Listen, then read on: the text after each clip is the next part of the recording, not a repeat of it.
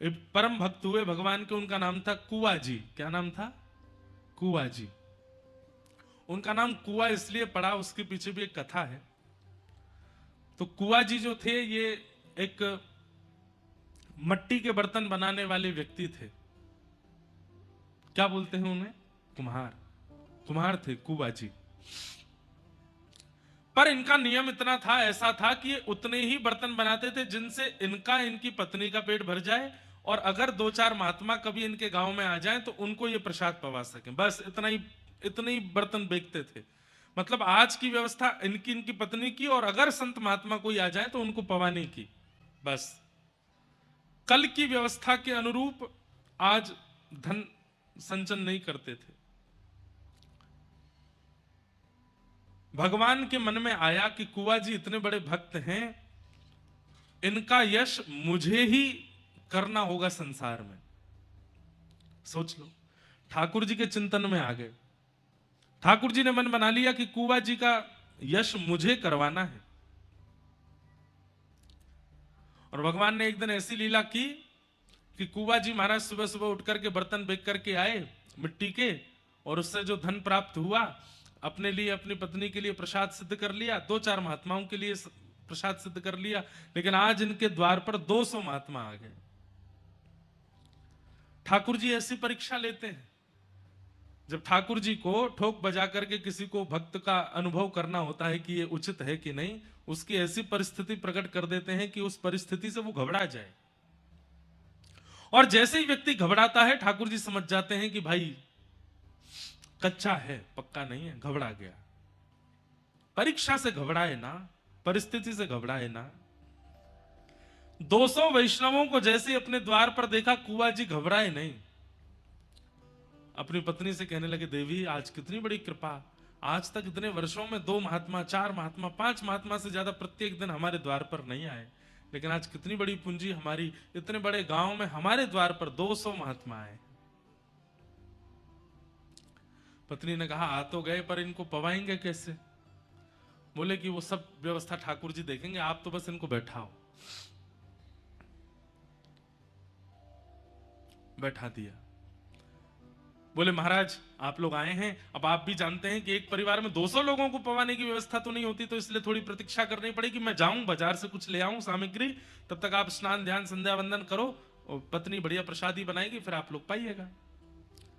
कुंवर जी महाराज तुरंत घर से निकल करके गए, जो नगर सेठ थे उनके पास गए, और नगर सेठ जी से जाकर के कहा कि आप मुझे कुछ धनराशि दे दीजिए। नगर सेठ जी बोले, भाई पिछली धनराशि तो अभी तक चुका नहीं पाए तुम, और कितनी धनराशि चाहिए तुमको? बोले 200 लोगों को प्रसाद पवाना है, उतनी धनराशि चाहिए। और कुआ जी ने हाथ जोड़ करके क्या कहा कि महात्मा 2 बातें सुन लीजिए हमारी। नगर सेठ जी से कहा, पहली बात, मेरे पास धन है नहीं तो मैं चुका नहीं पाऊंगा, ये मैं पहले ही बता रहा हूं। दूसरी बात, मेरे द्वार पर जो 200 महात्मा आए हैं, अगर उन्होंने प्रसाद नहीं पाया तो मैं प्राण त्याग दूंगा। सेठ जी बोले, तुम धमकी दे रहे हो हमको? एक तो हमसे पैसा मांग रहे हो, ऊपर से कह रहे हो मैं लौटा नहीं पाऊंगा, ऊपर से कहते हो कि नहीं दिया तो मैं प्राण त्याग दूंगा। तो कुआ जी कहते हैं कि धन चुकाने का एक और तरीका है। बोले क्या?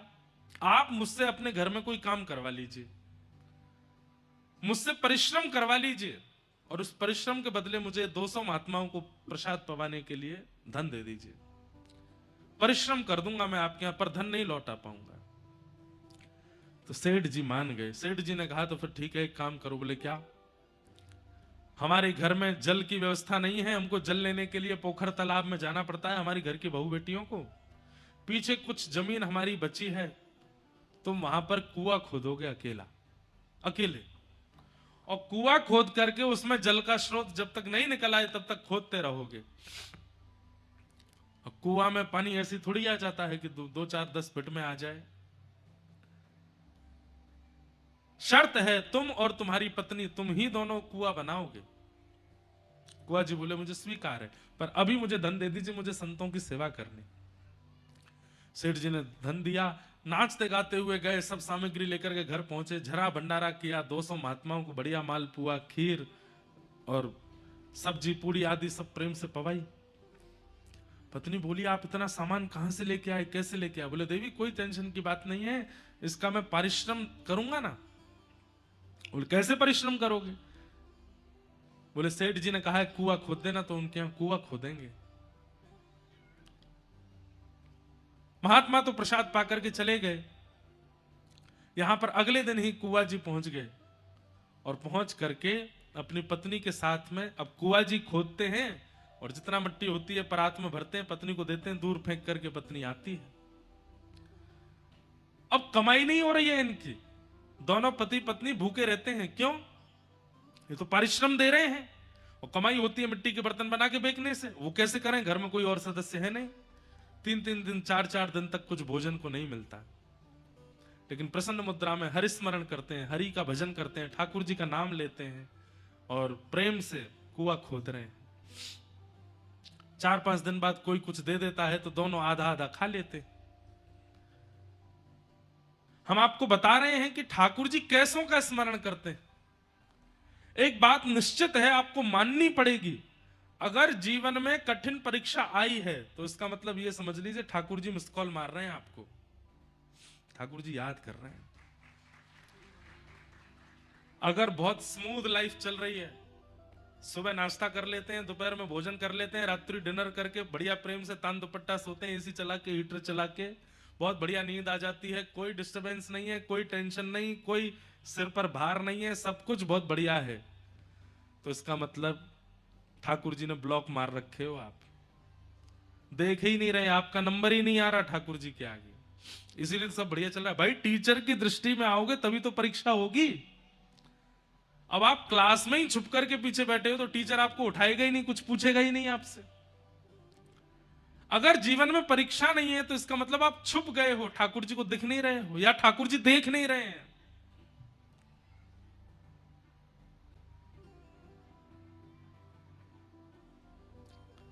तो कुआं जी की ऐसी परीक्षा, लेकिन प्रसन्न मुद्रा में भगवान का स्मरण करते हुए कुआं खोद रहे हैं। खोदते खोदते खोदते खोदते जल का स्रोत आ गया, कुछ फीट भीतर चले गए। पत्नी को बार बार मिट्टी ऊपर देते थे। पत्नी से कहा, देवी देखो जल का स्रोत आ गया, अब कुछ दिन और फिर उसके बाद ये कुआं निर्माण हो जाएगा। पत्नी भी बड़ी प्रसन्न हो गई, इतने दिन हो गए, घर में व्यापार भी नहीं हुआ, कुछ काम धंधा भी नहीं हुआ, भोजन पानी भी नहीं चल रहा है, अब बढ़िया कुआं बन जाएगा तो हम फिर से बर्तन बेचेंगे, धन कमाएंगे। मिट्टी फेंकने के लिए जैसे ही पत्नी गई तो जल इतना ज्यादा आ चुका था कि उस जल के आगमन से आसपास जो मिट्टी थी वो गीली होकर के धंस गई और फिटों नीचे कुआं जी धंस गए, दब गए और उसी के नीचे ही रह गए। जैसे ही जाकर के देखा सारी मिट्टी नीचे गिर गई है और कुआं जी उसके नीचे दब गए हैं। अब अकेली कितना उसमें से निकाली मिट्टी, खूब पहले तो फावड़े से खुद ही खोदने लगी, लेकिन वो तो पूरा ही भर चुका था। दौड़ी दौड़ी सेठ जी के पास गई, बोले सेठ जी मेरे पति को निकाल दीजिए, देखिए ना वो धंस गए भीतर, पूरा गांव इकट्ठा हो गया, सब लोग योजना बना रहे हैं, यहां से खोदो, यहां से खोदो, यहां से करो, ऐसे करो। पर अंत तो गत्वा, क्योंकि कुआं जी इतने प्रसिद्ध और इतने बड़े व्यक्ति नहीं हैं, इसलिए गांव के लोगों ने कहा परिश्रम करके हम मिट्टी निकाल भी देंगे तो भी कुआं जी जीवित तो मिलेंगे नहीं, मर चुके होंगे, इतनी देर हो गई है, इतनी मिट्टी में धंस करके व्यक्ति कैसे बच सकता है। सेठ जी भी वहां से जाने लगे। एक बहुत सुंदर पद मैंने अभी कुछ दिन पहले एक कथा में गाया था। ऊधो जब टेढ़े दिन आवे, ऊधो जब टेढ़े दिन, बहुत सुंदर पद है। तो जीवन में टेढ़े दिन आते हैं तो ऐसी स्थिति बन जाती। अब देखिए वहां कुआं जी, वो भी तो एक मानव है, मिट्टी के ढेर के नीचे फंस गए हैं, लेकिन गांव के लोग क्या कह रहे हैं, पत्नी को सांत्वना देते हुए कह रहे हैं अब हम निकाल भी देंगे तो क्या फायदा, वो जीवित तो बचेंगे नहीं। पत्नी कह रही है कि इतनी जल्दी आप लोग कैसे मान रहे हैं? बोले कि मान, इतनी संख्या में मिट्टी उनके ऊपर गिर गई है, वो जीवित कहां बचेंगे, उनको निकाल भी देंगे तो तुम अभी शोक में हो, उनका शव देख करके और शोक में आ जाओगी। अब उनको नीचे ही गड़े रहने दो। और सेठ ने कुछ धन आदि देकर के पत्नी से कहा अब तुम ज्यादा शोक मत करो। अब अकेली पत्नी, परिवार तो है नहीं, किससे जाकर के कहे कि मेरे पति को निकालो। सामान्य व्यक्ति जो जीवन जीते हैं बहुत कठिनाई सहते हैं बंधुओं कभी कभी, क्योंकि उनके पास में पावर नहीं है, उनके पास में लोग नहीं है, उनकी पहुंच नहीं है। पर जिनकी संसार में किसी से पहुंच नहीं होती ना, उनकी रक्षा पर ठाकुर जी करते हैं। और ठाकुर जी तक पहुंच जिसकी होती है, पर संसार की पहुंच धरे रहे अपने पास। कुआ जी की पत्नी रोज ठाकुर जी से प्रार्थना करती, बोले नाथ मेरे पतिदेव आपका भजन करते थे और आपके जन, आपके संत, आपके भक्तों के लिए कर्जा लेकर के भोजन कराते थे कि संत भूखे ना चले जाए। और अंत तो गत्वा क्या दिया, मेरे पति का ऐसे इस प्रकार निर्मम तरीके से उनकी हत्या हो गई। और यहां तक कि आज मेरा कहने को कोई नहीं संसार में जो उनके शव को निकाल सके मिट्टी के भीतर से। पति कहते थे कि आप हमारे हो, आप हमारे हो, आप भी हमारे नहीं हो। आज आप भी नहीं आए हो मेरे इस शोक की घड़ी में मेरे पास। रोज पत्नी रोती, महीनों निकल गए बंधुओं, महीनों। पत्नी रोज जाती और उस टीले पर जो धस चुका था वहां जाकर के प्रणाम करती, वहीं बैठी बैठी रोती रहती। एक बार कुछ संतों की जमात आई और वो संतों की जमात उसी टीले के बगल से निकल रही थी जहां कुआ जी धस गए थे। वहां उन्होंने अच्छी व्यवस्था जान वहां बैठ करके अपने प्रसाद आदि खोल करके पोटलियों से पाना प्रारंभ किया। तभी उनको हरिशरणम हरिशरणम हरिशरणम हरिशरणम हरिशरणम नाम की ध्वनि आने लगी। ढूंढने लगे ये कौन बोल रहा है, इतना मधुर, इतना शांत, इतनी धीमी स्वर में, लेकिन हमें इतना स्पष्ट सुनाई दे रहा है। और इस स्वर में ऐसा लगता है कि मानो मानो साक्षात हरि सामने खड़े हैं, उनको देखते हुए कोई बोल रहा है। इधर उधर दिशाओं में ढूंढने लगे कहां से ये ध्वनि आ रही है, कहां से ये स्वर आ रहा है, लेकिन कहीं कोई प्राप्त नहीं हुआ। तभी उन संतों ने कहा कि कौन बोल रहा है भाई, ये आकाशवाणी हो रही है क्या हरिशरणम की। तभी एक महात्मा ने कान लगा करके उस टीले में जब कान लगा करके देखा तो कहा अरे इसके भीतर से आवाज आ रही है। खूब सारी संख्या में वो महात्मा थे, कोई कुल्हाड़ी लेकर के, कोई खपरेल लेकर के, कोई जो साधन मिला सब लेकर के उसको खोदने लगे।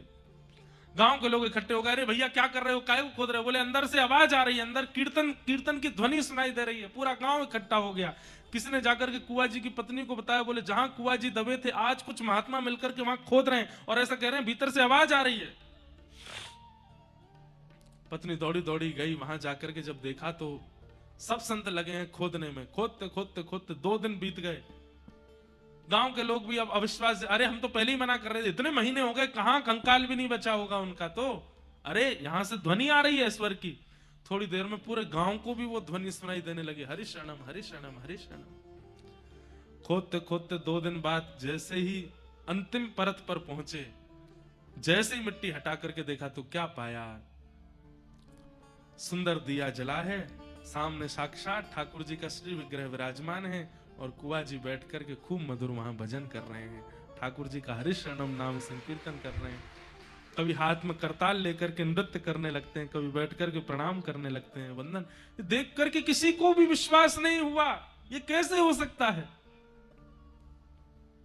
महीनों पहले दब चुका व्यक्ति, महीनों पहले जिसकी मृत्यु हो गई नीचे दब करके, वो जीवित कैसे। क्योंकि हरि के स्मरण में कुआ जी हैं। कुआ जी के स्मरण में हरि हैं, ये पहली बात है। पर कुआ जी के मन में हरि स्मरण होते होते होते एक स्थिति ऐसी आई कि अब हरि के स्मरण में कुआ जी हैं, तो चाहे जैसी परिस्थिति आ जाए, हरि के स्मरण में जो आ जाता है, परीक्षाएं तो उसकी होती हैं लेकिन कोई उसका बाल बांका नहीं कर पाता। जीवित कुआ जी वहां से निकल करके बाहर आए। अब तो पूरा गांव उनको पूजने लगा, वंदन करने लगा। ठाकुर जी ने उनका यश बढ़ाया। हमारा कथा सुनने का उद्देश्य ये कोई मनोरंजन नहीं है बंधुओं। ये मनोरंजन के लिए नहीं आते हैं हम, या मनोरंजन के लिए नहीं आते हो आप। ये मनोमंथन का विषय है। हमारा उद्देश्य कोई और ना बन जाए, व्यापार वृद्धि ना बन जाए, वंश वृद्धि ना बन जाए, लोग प्रसिद्धि ना बन जाए कथा से, कथा से केवल एक ही चाहिए, मेरा सुमिरन हरि करें, अब वो मेरा स्मरण कर लें, अब वो मुझे याद कर लें, अब वो मुझे को एक बार अपने अपने अपने हृदय में एक बार बस मेरा मेरा नाम बोल दें। इस श्रेष्ठता को प्राप्त करने के लिए जो जो व्यवस्थाएं करनी पड़े वो सब मैं करूंगा, बस हरि मेरा स्मरण कर ले। इसी के लिए कथा सुन रहे हैं हम। गुरु, वक्ता या कोई भी वैष्णव श्रेष्ठ वृंद अपने शिष्य की, अपने वैष्णव की, अपने परिकर की 4 प्रकार से रक्षा करता है, 4 प्रकार से पोषण करता है। बहुत ध्यान से सुनिएगा। वचन से, स्पर्श से, दृष्टि से और मन से। बहुत ध्यान से सुनिएगा। चाहे आप हमें लीजिए, चाहे आप अपने गुरुजनों को लीजिए, चाहे आप किसी भी श्रेष्ठ वैष्णव वृंद को लीजिए, मध्य प्रदेश के संतों को लीजिए या हमारे वृंदावन के संतों को लीजिए, ये समस्त संत परिकर और भगवत संबंधी जितने भी महापुरुष हैं, ये 4 प्रकार से पोषण करते हैं। पहला पोषण वचन से, आपको वचन से पोषित करेंगे। हमारे वृंदावन के कई महापुरुष, हमारे भारत के कई महापुरुष अपने वचनामृत से आनंदित करते हैं लोगों को। उनकी वाणी से ही व्यक्ति का अपना पूरा जीवन संवर जाता है। स्वामी विवेकानंद का विचार और उनकी वाणी ही आज तक लोगों का कल्याण कर रही है। रामकृष्ण परमहंस जी के विचार आज तक लोगों का कल्याण कर रहे हैं। गोस्वामी तुलसीदास जी के विचार, उनकी वाणी आज तक लोगों का कल्याण कर रही है। आज भी भारत में कितनी ऐसी व्यासपीठ हैं जो अपनी वाणी से लाखों लोगों का घर संभाल रहे हैं। तो गुरु, वैष्णव और भगवत वृंद वाणी से हमारा उपकार करते हैं, हमारा कल्याण करते हैं। दूसरा, स्पर्श से। आप गुरु का स्पर्श करो, ये एक बात है, ये सामान्य बात है। और हमारे बुंदेलखंड में और मध्य प्रदेश की तरफ एक नियम बन गया है, क्या, जब तक छू नहीं लेंगे तब तक प्रणाम मानते ही नहीं है। चाहे महाराज जी नाक के बल गिर जाएं, चाहे सिर फूटे, चाहे लड़खड़ा जाए, पांव टूटे, जब तक छू नहीं लेंगे तब तक मानते ही नहीं है कि हमने प्रणाम किया। और एक और नियम है आपके बुंदेलखंड में,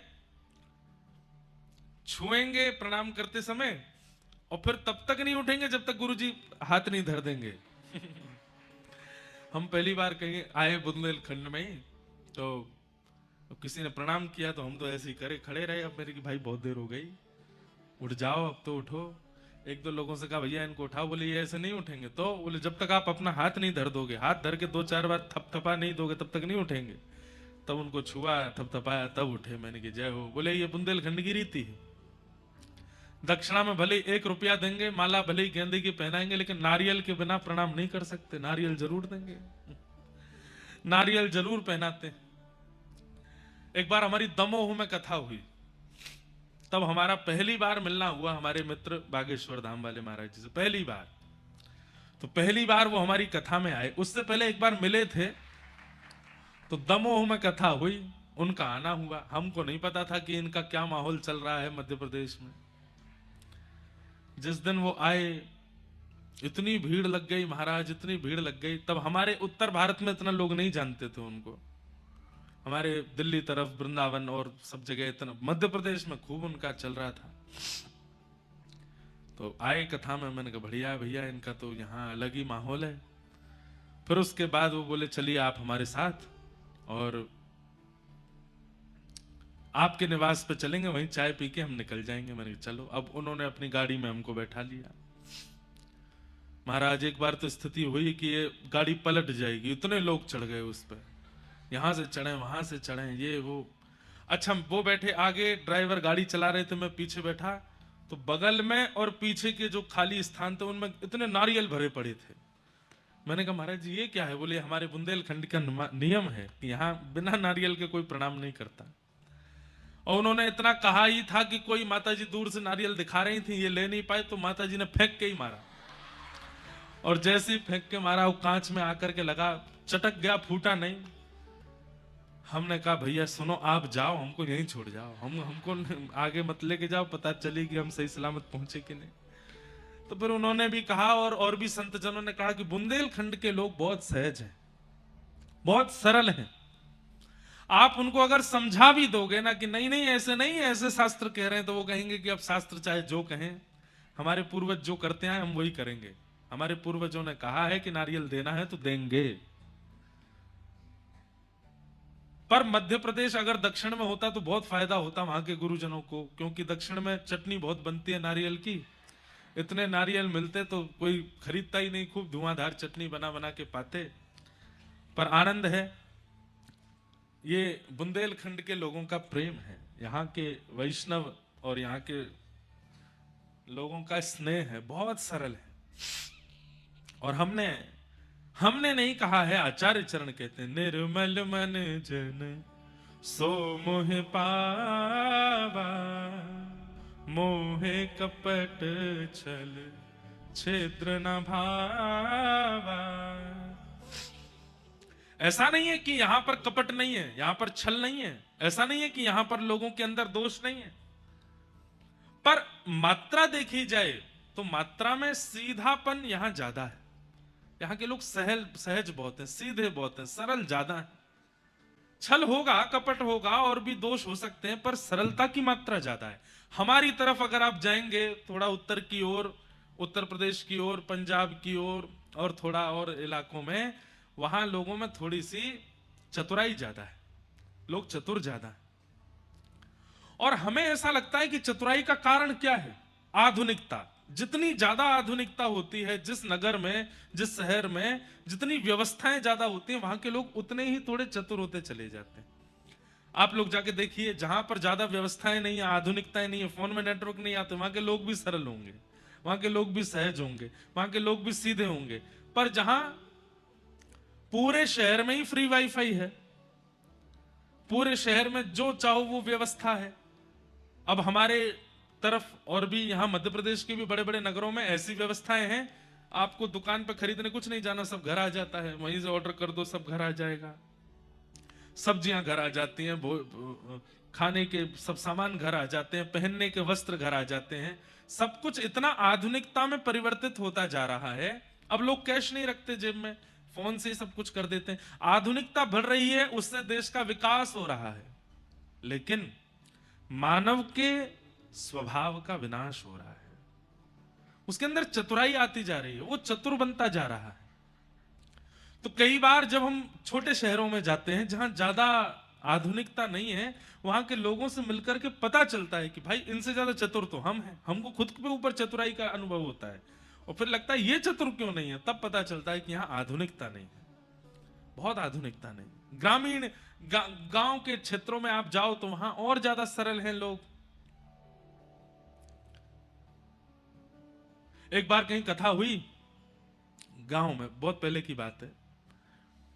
तो जो यजमान जी थे बेचारे, गांव के लोगों ने उनको 6 महीना से टॉर्चर करना शुरू कर दिया। तुम कथा करा रहे हो? बोले हाँ। बोले भैया कथा कराने वाले के बड़े नियम होते हैं। बोले क्या नियम है? बोले बिस्तर पे नहीं सोओगे। 6 महीना पहले उनको चटाई पे सुलाना शुरू कर दिया। ऐसा कोई नियम है नहीं, है कुछ नियम है भी, पर इतने कठिन नहीं है। कहने का अभिप्राय ऐसा है कि कथा कराने वालों को थोड़े नियम व्रत में रहना चाहिए, और व्रत इसलिए करना चाहिए ताकि हमारी कथा, हमारी जो आयोजन है वो सफलतापूर्वक पूर्ण हो जाए। तो कई लोग ऐसा नियम लेते हैं, एक समय भोजन करते हैं, एक समय फलाहार करते हैं। कई लोग ऐसा नियम भी लेते हैं कि वो सिले हुए वस्त्र नहीं पहनते। कई लोग ऐसा नियम लेते हैं कि वो साबुन नहीं लगाते। कई लोग ऐसा नियम लेते हैं वो भद्र नहीं होते। कई लोग ऐसा नियम लेते हैं वो छौंक लगा करके ज्यादा नहीं पाते। ऐसा कुछ, इन सबसे कोई बहुत बड़ा प्रभाव नहीं पड़ता है, पर ये आपकी श्रद्धा के ऊपर निर्भर है। हम तो कहते हैं खूब चकाचक खाओ सुबह शाम, लेकिन कथा सुनो ध्यान से। तो कहीं पर कथा हुई ग्रामीण क्षेत्र में, तो परीक्षित जी के पीछे पूरी गांव पड़ गया, जमीन पर सो। तो बेचारे 6 महीना से जमीन पर सोने लगे। उनको लगा ऐसी कथा होती है, नीचे सोना पड़ता है। फिर उनको किसी ने जाकर के कहा, बोले कि कोरे वस्त्र लेकर के आओ, पानी में हल्दी घोल करके, चूना घोल करके उसमें वस्त्रों को धो, उनको सुखा के उन्हीं को पहनना है। बेचारे वो पहनने लगे। कहीं भोजन करते दिख जाए तो लोग बाग टोक जाए, अरे तुम छौंक का भोजन कैसे कर रहे हो, बिना छौंक लगाए भोजन खाओ। बेचारे बिना छौंक लगाए खाने लगे। अब तो उनकी स्थिति ऐसी कर दी महाराज, वो पत्नी से वार्ता भी करें, अरे तुम ब्रह्मचर्य का पालन करो, तुम दूर जाके बैठो, पत्नी सामने आ जाए तो आंखों पे हाथ धर लो।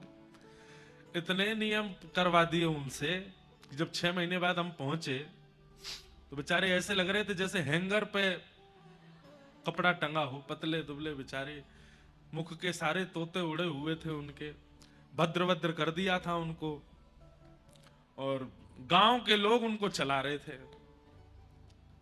हमने जब जाके उनको देखा, मैंने कहा भैया ये आप इतने नियम, पूरी जनता तो बैठ के सुनती कथा पंडाल में, वो अलग से बाहर निकल के जमीन पे मिट्टी पे बैठ के कथा सुनते। एक दिन हमने पूछा, बेचारे आए बड़े दीनहीन से, दुखी आ रहे, 6 महीना से इतने कष्ट में थे। मैंने कहा आप ठीक हैं? बोले हाँ महाराज जी ठीक हूं, बस निर्विघ्न कथा हो जाए। मैंने आप इतने परेशान क्यों लगते हो चेहरे से? नहीं नहीं महाराज जी वो नियम का पालन कर रहा हूं ना, परीक्षित बनने का कोई वो तो बड़ी सामान्य बात नहीं है। तो जब उन्होंने अपने नियम बताए, मैंने कहा भैया जय हो। किसने बताए ये नियम? बोले गांव के लोग सब बोलते गए। तो हमने कहा बड़े सीधे लोग हैं, ऐसा कुछ नहीं है, खूब प्रेम से खाओ पियो करो आनंद, बढ़िया कपड़े पहनो कथा सुनो, इतने ज्यादा विचलित क्यों हो रहे हो? ऐसी स्थिति। अब जैसे ही हमने उनको बोला तो बोले अच्छा महाराज जी बिस्तर पर सो सकते हैं? मैंने कहा हाँ सो, क्या दिक्कत है, कोई ऐसी बात नहीं, गांव के लोग सीधे हैं। वो बेचारे बहका गए आपको, आप बहक गए। इतने प्रसन्न हो गए, तुरंत मुझसे बोले महाराज जी एक बात बताइए। बोले क्या? हम बीड़ी पी सकते हैं? मैंने कहा भैया तुम बीड़ी क्यों पियोगे? बोले कि वो भी तो 6 महीना से छुड़वा रखी है, बिस्तर पर ना सोने का इतना कष्ट नहीं है, पत्नी से ना बोलने का इतना कष्ट नहीं, उसका बहुत कष्ट है, हम एक बार करें। मैंने भैया सुनो, यही नियम पालन करो जो गांव वाले ने बताया, बिल्कुल नहीं पीनी है। तो गांव के लोग इतने सरल सहज क्यों होते हैं? क्योंकि वहां आधुनिकताएं नहीं है। ऐसे हमारे बुंदेलखंड के अधिकतर लोग सहज सरल है, उन्हें जैसा बता दो वैसे वैसा वो कर देते, उन्हें जैसा समझा दो मान जाते, जैसा बोल दो वैसा पालन कर लेते। तो यहां के लोगों का नियम है कि वो स्पर्श किए बिना प्रणाम। अब हमारी दिक्कत यह है कि खड़ाऊं पहन के आते हैं कथा में, 2-4 माता जी ने अभी स्पर्श किया था तो लगी बस कि कहीं ऐसा नहीं हो कि हमारी नाक वाक टूट टाट जाए, गिर गिरा जाए। खूब मना करते हैं स्पर्श नहीं करो, पर नहीं मानते बिना स्पर्श किए। इसलिए सुनिए, आचार्य चरण जो हैं, कथा वक्ता जो हैं, वैष्णव जो हैं, गुरुजन जो हैं, वो 4 प्रकार से पोषण करते हैं। सबसे पहला वचनों से। आप प्रणाम करते हैं, चरण धो धो के पीते हैं, लेकिन गुरु की वाणी नहीं सुनते हैं, उसका कोई अभिप्राय नहीं मिलेगा, उसका कोई फल नहीं मिलने वाला। सबसे पहला गुरु के वचन अटल कर मानो, उनकी वाणी सुनो। दूसरा स्पर्श से। आप स्पर्श मत करो, गुरु स्वयं बुला करके आपका स्पर्श करे, उसमें आपका भाग्य है। आपके व्यवहार स्वभाव और मुखमंडल की आकृति देख करके आचार्य चरण ने खुद आज्ञा की इधर आओ, और आपके सिर पे हाथ फेर दिया, बस हो गई कृपा, स्पर्श। दूसरा, तीसरा दृष्टि। हजारों लोग सामने खड़े हैं, पर आचार्य चरण जब सबको देखते हैं तो उनकी दृष्टि आप पर रुक जाती है, और आपको देख करके उनकी दृष्टि से करुणा आपके ऊपर होने लग जाए, समझो ये भी पोषण है, दृष्टि पड़ना। और अंतिम मन। भले ही आचार्य चरण कोसों दूर आपसे चले जाएं, पर उनके मन में आपकी छवि और आपका चिंतन बना हुआ है, तो समझो आपका पोषण हो रहा है। वचन से पोषण करता है मानव। मानव अपने बच्चों का पोषण, अपने परिवार का पोषण, पत्नी का पोषण, पति का पोषण वचन से करता है। पर स्पर्श से पोषण करता है बच्चों का पक्षी। पक्षी बोल करके बच्चों को कुछ नहीं सिखाता, स्पर्श से, अपने पंखों से अंडे को छूता रहेगा जब तक वो जन्म ना ले ले, और जैसे जन्म लेता है उसके बाद भी अपने स्पर्श से बच्चे का पोषण करता है पक्षी। वहां बिना बोले ही बालक का कल्याण हो जाता है। क्यों? क्योंकि उसके गुरु, उसके आचार्य, उसके माता पिता स्पर्श कर रहे हैं। मानवों का कल्याण वचन से भी होता है, स्पर्श से भी होता है, और तीसरा होता है दृष्टि से। दृष्टि से पोषण करती है मछली। मछली जब बालकों को जन्म दे देती है तो उसके बाद, अब मछली के हाथ तो होते नहीं, ऐसा कुछ व्यवस्था तो है नहीं, वो क्या करती है, केवल देखती है, और दृष्टि मात्र से अपने बालकों को सब सिखा देती है मछली। उसके पास वाणी नहीं है, उसके पास स्पर्श करने के लिए हाथ नहीं है, वो केवल दृष्टि से अपने बालकों का पोषण करती है। और चौथा आता है मन। मन से पोषण करता है कछुआ। कछुआ बालकों को जन्म देता है और देने के बाद बालक उससे विलग हो जाते हैं। बालक चाहे हजारों मील दूर चला जाए, पर कछुआ नेत्र बंद करके अपने मन से अपने बालक का पोषण कर देता है। मादा कछुआ जो होती है वो नेत्र बंद करके मन से अपने बालकों को संतुष्ट कर देती है, आनंदित कर देती है। जैसे छोटा बालक बिलकता है बिना मां के, ऐसी कछुए की मां जो होती है वो बिलकते हुए बालक का केवल स्मरण करती है, और उस बालक को वही ममता का अनुभव होने लग जाता है। वो मन से स्मरण करती है, मन से पोषण करती है। ऐसे ही हमारी हिंदू वैदिक सनातन धर्म परंपरा में आचार्य चरण भी 4 प्रकार से पोषण करते हैं: वचन, स्पर्श, शब्द और मन।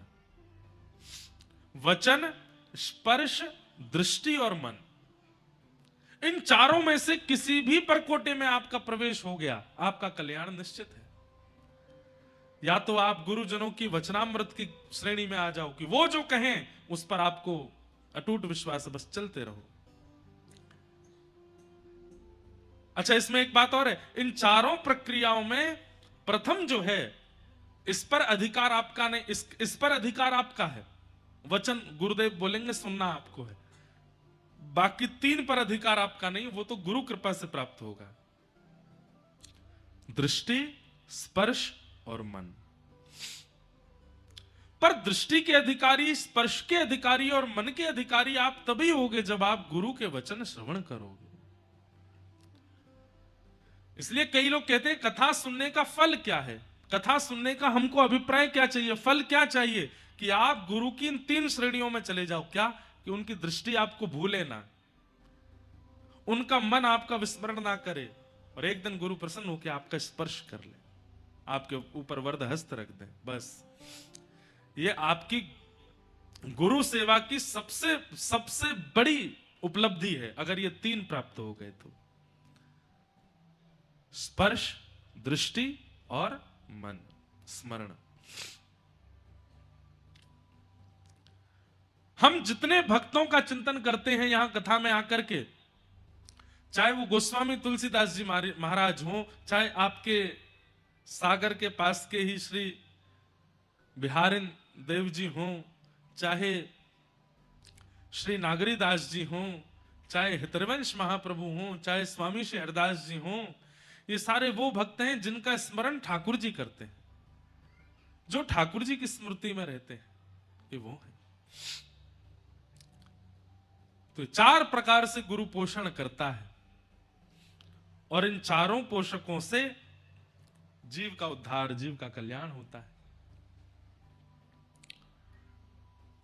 निश्चित है कि अगर शिष्य उपलब्धियों को प्राप्त हो रहा है तो निश्चित है कि गुरु के चिंतन में वो है, इसीलिए उपलब्धियों को प्राप्त हो रहा है। अच्छा, उपलब्धि का मतलब आप यहां पर कदापि धन को मत समझिएगा। उपलब्धि का मतलब आप कदापि यहां पर संसारी वैभव को मत समझिएगा। बहुत यश मिल रहा है, वैभव मिल रहा है, धन मिल रहा है, तो इसका मतलब गुरु उसका स्मरण कर रहे हैं, नहीं, इस रूप में नहीं कह रहे हैं।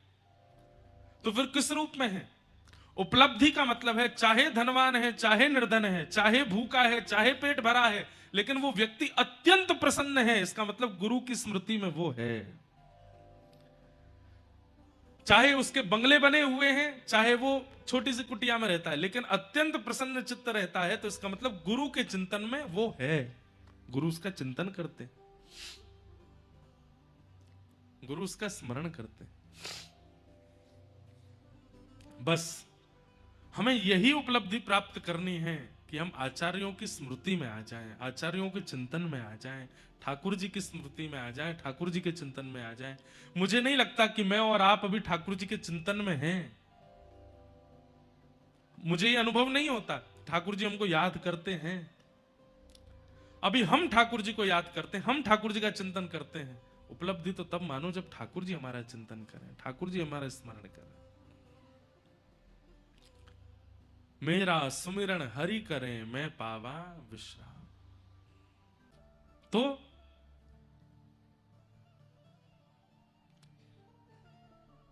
शब्द, स्पर्श, दृष्टि और मन, इन 4 प्रकार से भक्तों का पोषण होता है। गुरु के संबंध में हम वचन सुनते हैं, ये अधिकार हमारा है, पर स्पर्श, दृष्टि और स्मरण का अधिकार गुरु के पास है। वो अगर हमें योग्य जानेंगे तो तीनों वस्तु दे देंगे। पर ठाकुर जी के संबंध में उल्टा है। स्पर्श, शब्द, स्पर्श, दृष्टि और मन, ये ठाकुर जी हमारे साथ कर रहे हैं। वो नित्य स्पर्श कर रहे हैं। वायु जो हमें छू रही है, ये कौन है? ठाकुर जी तो हैं। वो नित्य हमारा स्मरण कर ही रहे हैं, पर किस भावना से कर रहे हैं ये बात समझ नहीं आती। अच्छी भावना से कर रहे हैं कि सामान्य भावना से कर रहे हैं। दृष्टि उनकी हमारे ऊपर है, बस वचन सुनने की इच्छा है। दर्शन को नैना तपे, वचन सुनन को कान, मिलवे को ही रात तपे, हिय के जीवन प्राण, गोवर्धन वासी सांवरे, तुम बिन रहो न जाए। तो इस प्रकार आज भागवत जी का हम प्रारंभ कर रहे हैं। आइए महात्मा की थोड़ी चर्चा कर लें, उसके बाद कथा को फिर आज विश्राम की ओर ले चलेंगे। और कल 2 बजे से आप लोग 1:30 बजे ही आ जाइएगा, और कल 2 बजे से खूब मधुर भाव से। और हमारा मन है मध्य प्रदेश में प्रगटे हमारे वृंदावन के प्रेम करने वाले भक्तों के चरित्र हम सुनाएंगे 7 दिन तक।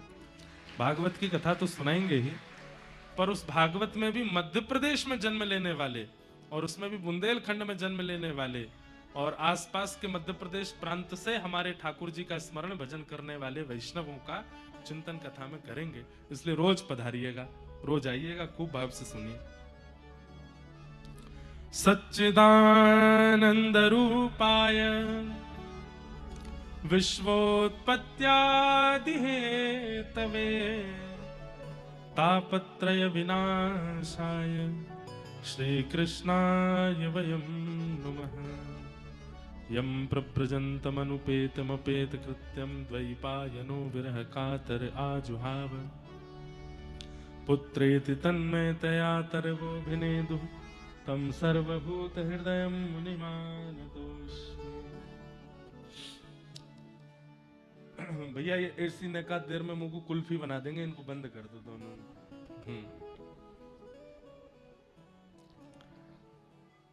सच्चिदानंद रूपाय, भगवान के 3 रूप, 3 कर्म और 3 गुणों की चर्चा भागवत के महात्म्य में की गई है।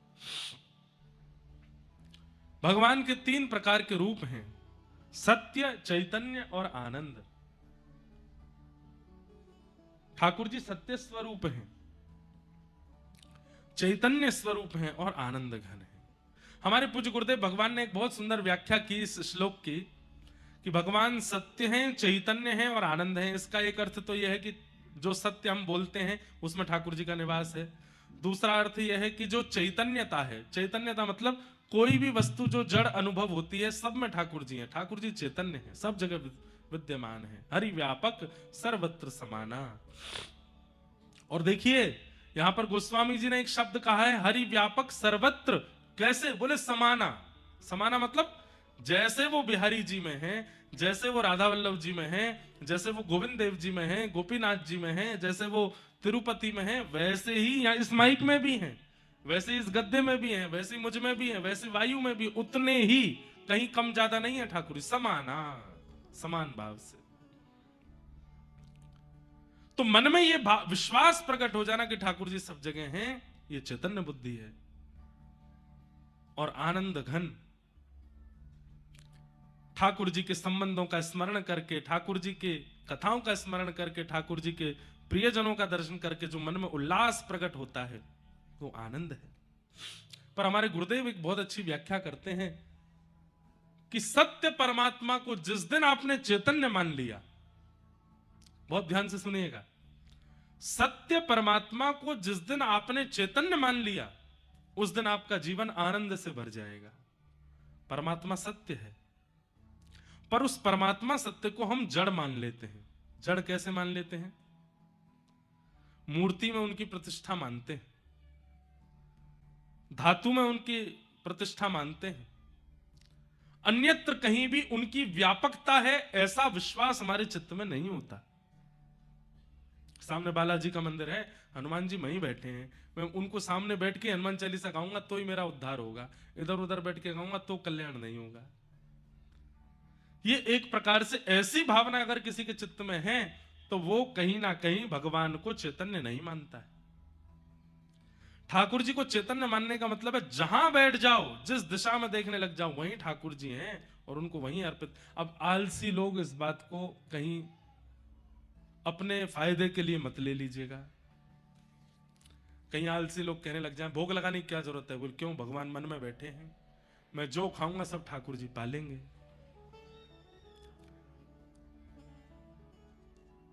ये तर्क को तर्क वितर्क करने वाले लोग, आलसी लोग, भगवान से 100 कोस की दूरी रखने वाले लोग, कहीं इसको अपना टाइटल मत बना लीजिएगा। देखो महाराज जी कह रहे हैं सब जगह भगवान है, तो मैं जो पाऊंगा उससे हो।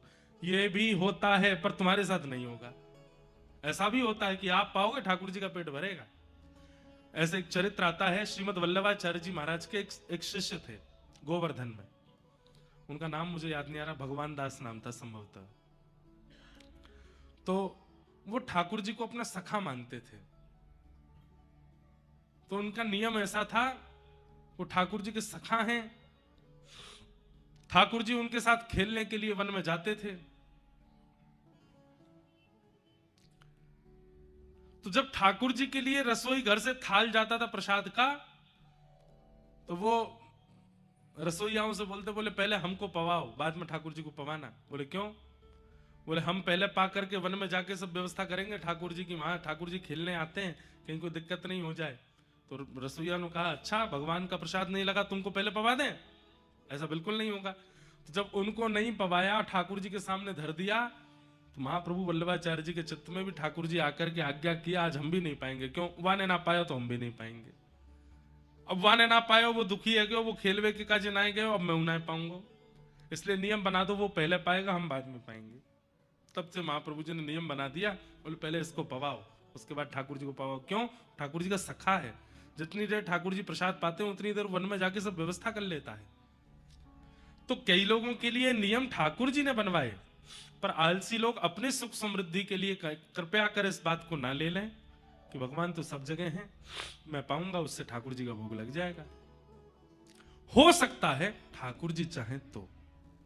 अब माधवदास जी, उनका चरित्र आता है, जगन्नाथपुरी के माधवदास जी जगन्नाथ भगवान से कहते हैं, हे महाप्रभु जी, अब मैं कुछ दिन व्रज की यात्रा पे जा रहा हूं।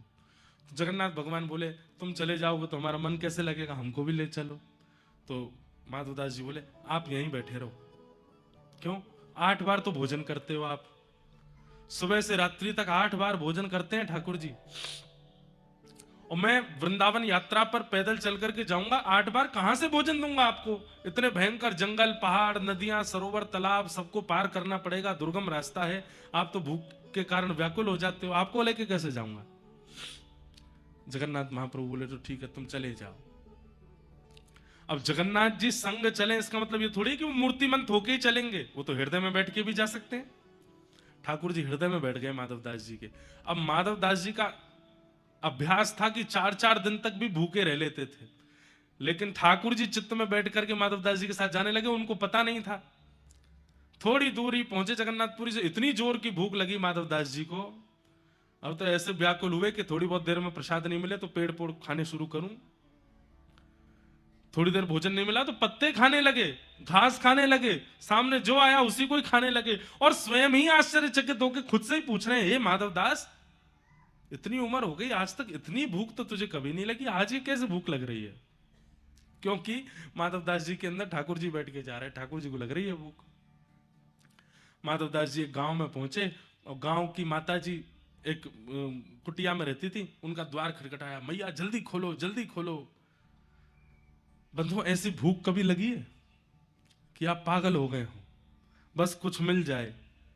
नहीं लगी होगी। हम लोगों को ऐसी भूख नहीं लगी अभी तक।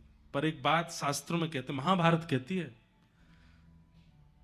कि पुत्र शोक महाकष्टम, माता पिता के सामने पुत्र की मृत्यु हो जाना ये महाकष्ट है, पर इससे भी विशाल कष्ट होता है कष्टात कष्ट करित क्षुधा, भूख लगना और भोजन का ना मिलना, उससे भी बड़ा कष्ट है।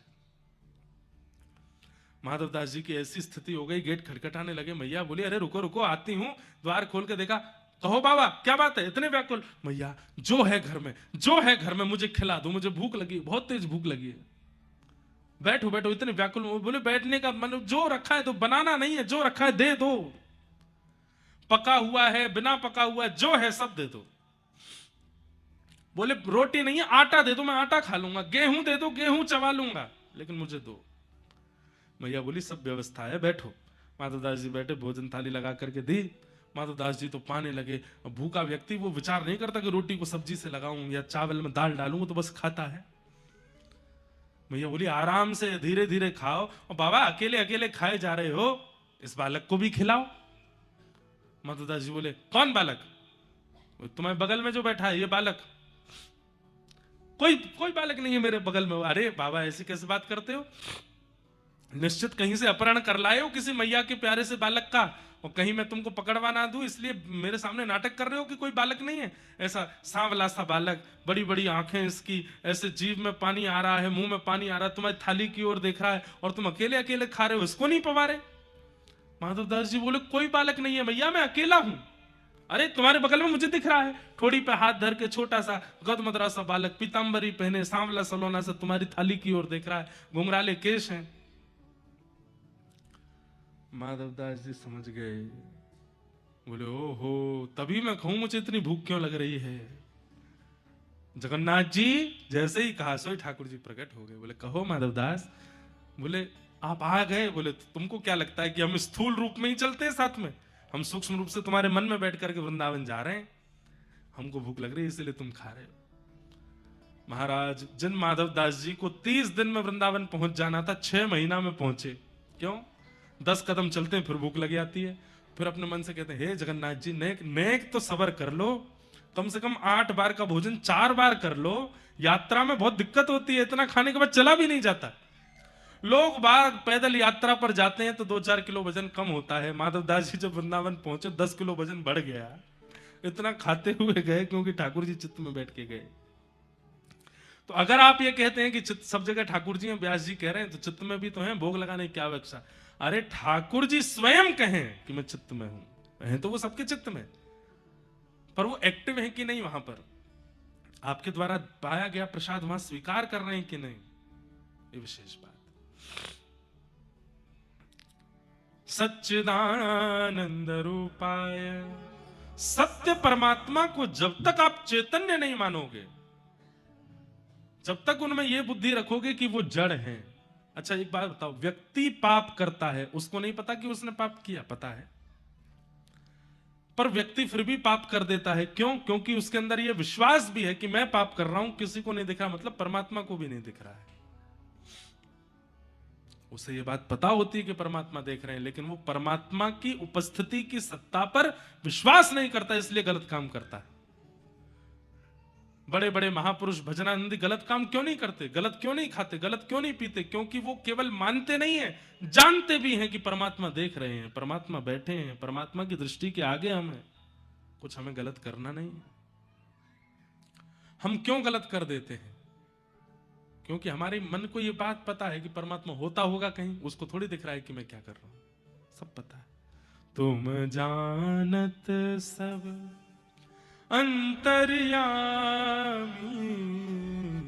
तुम जानत सब अंतर्यामी, करनी कछु ना करी, हो करनी कछु ना करी, मोरी राखो लाज हरी, मोरी राखो लाज हरी, मोरी राखो लाज हरी, मोरी राखो लाज हरी। तुम जानत सब अंतर्यामी। सब जानते हैं ठाकुर जी, पर ये बात हम मानते हैं पर जानते नहीं हैं। जिस दिन जान जाएंगे ठाकुर जी, आप गलत करने जाओगे हाथ कांपेंगे। स्वयं को शीशा में देखेंगे तो अपना मुख देख करके धिक्कार होगा स्वयं पर। मैं अपनी पर्सनल बात कहूं तो जब कोई व्यक्ति कुछ गलत करता है तो मेरे मन में ये बात आती है, क्या ये अपने आप को कभी शीशे में देख पाता होगा? अगर देख पाता है तो इसका मतलब ये इस बात पर खरा हुआ है कि ठाकुर जी है नहीं, तभी देख पाता है गलत करने के बाद। हम अपनी स्थिति बता रहे हैं। इतनी संख्या में कई बार लोग इकट्ठे हो जाते हैं और सबसे नहीं मिल पाते तो स्वयं को शीशा में नहीं देख पाते कि हमने कितना बड़ा अन्याय किया। इतने वैष्णव आए फिर भी उनसे मिल नहीं पाए। लोग गलत करने के बाद स्वयं को कैसे देख लेते होंगे?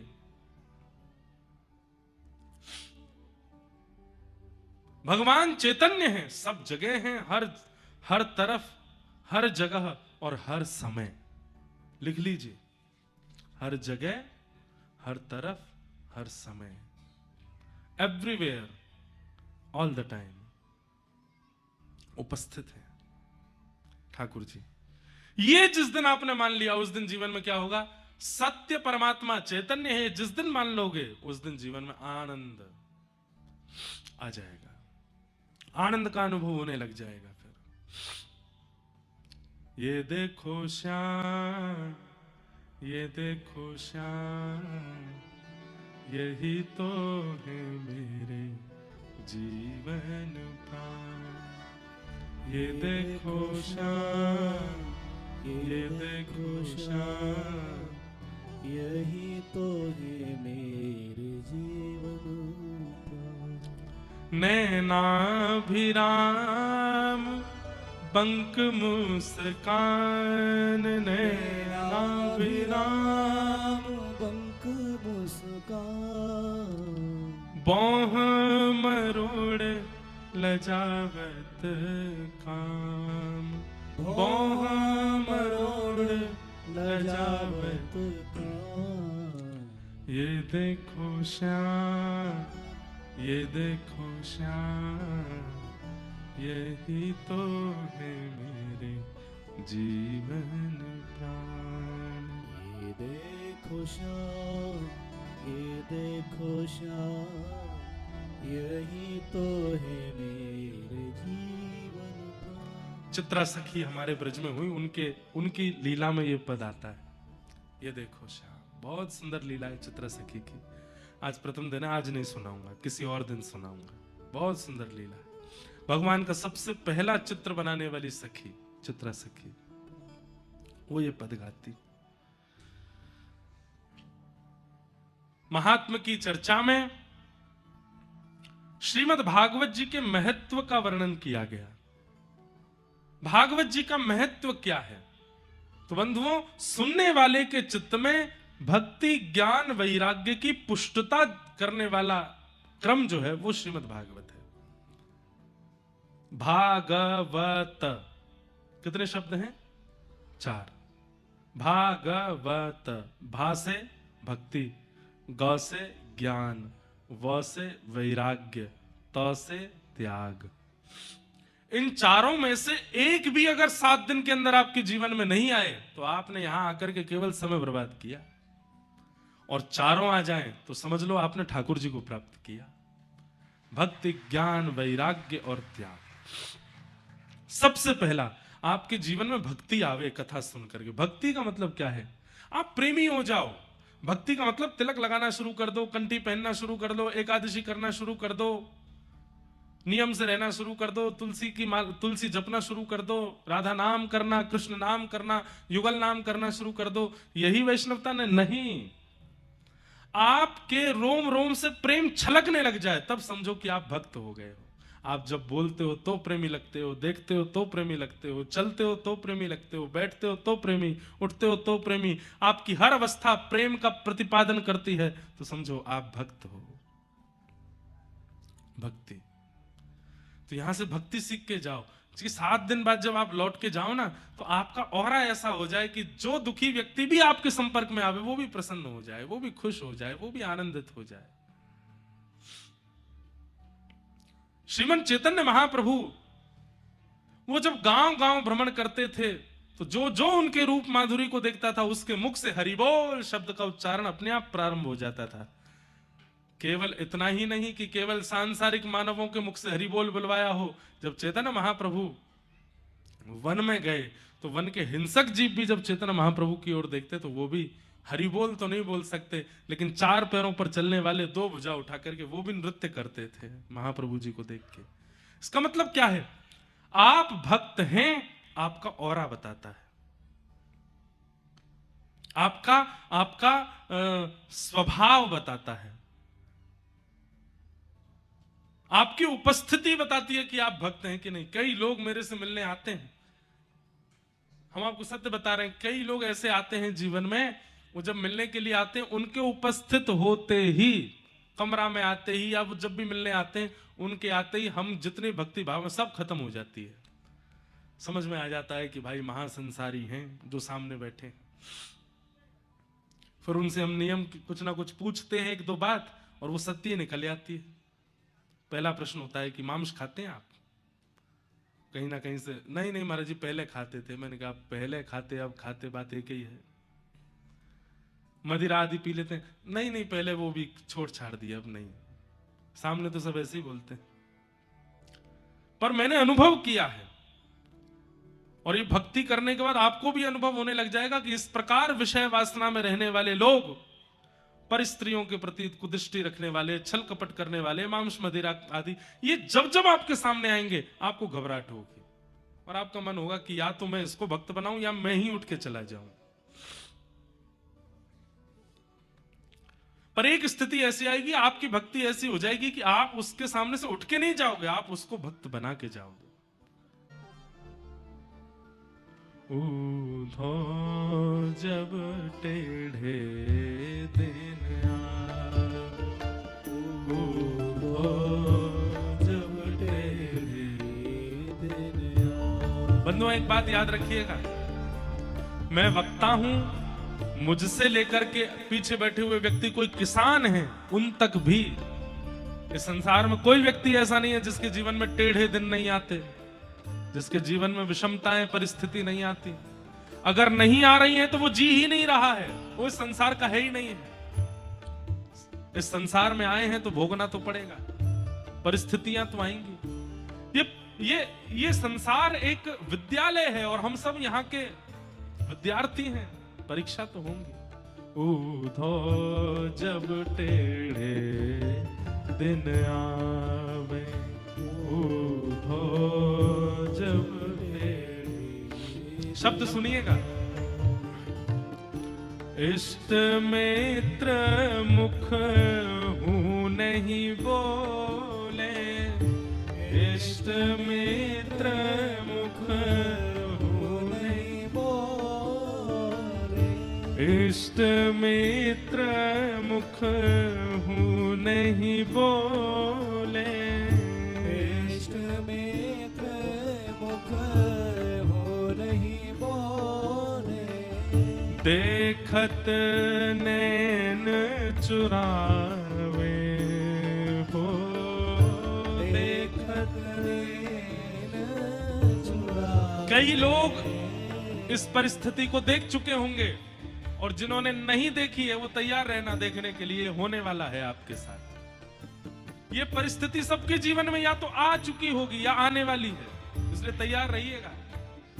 इष्ट मित्र मुख हूं नहीं बोले, इष्ट मित्र मुख हो नहीं बोले, ओ देखत नैन चुरावे हो, देखत नैन चुरावे। हे उधा जब टेढ़े दिन आवे, जब टेढ़े दिन अच्छा आवे। पद सुन के पता चला कौन से संदर्भ का पद है ये। जब भगवान कृष्ण ब्रज छोड़ करके चले गए मथुरा और उद्धव जी समझाने आए हैं गोपियों को, तब गोपियां गा रही हैं इस बात को। उद्धव जब टेढ़े दिन आवे। जब टेढ़े और टेढ़े दिन आता है तो क्या होता है? सोना छूवे होत है माटी, सोना छूवे, सोना छूते ही मिट्टी हो जाएगा। कहा एक समय हम ऐसे थे कि हम जो हाथ धर दें वो सोना हो जाता था, और अब टेढ़े दिन आए तो क्या हुआ? सोना छूते हैं तो मिट्टी हो जाता है। सोना छूवत होत है माटी, सोना छूवत होत और है सबसे बड़ी बात, मूर्ख ज्ञान बतावे हो, मूर्ख ज्ञान बतावे। सबसे मूर्ख व्यक्ति हमारे मित्रों में, सबसे मूर्ख व्यक्ति हमारे परिवार में, वो ज्ञान देने लग जाता है जब टेढ़े दिन आते हैं। हो जब टेढ़े दिन आवे, जब टेढ़े हो, जब टेढ़े दिन आवे। और अंत में गोपियां बहुत अच्छी बात कहती, बहुत बड़ा पद है लेकिन क्योंकि प्रसंग नहीं है इसलिए पूरा पद गाने का अभिप्राय नहीं है। अंत में गोपियां कहती हैं, अपनो अपनो भाग्य सखीरी, अपनो अपनो भाग्य सखीरी, अपनो अपनो भाग्य सखीरी, अपनो अपनो भाग्य सखीरी। काको दोष लगावे, काको दोष लगावे। हे सूरदास विधि ना के आगे, सूरदास विधि ना के आगे। सूरदास विधि ना के आगे, सूरदास विधि ना के आगे। छिन भर टरहु न पावे हो,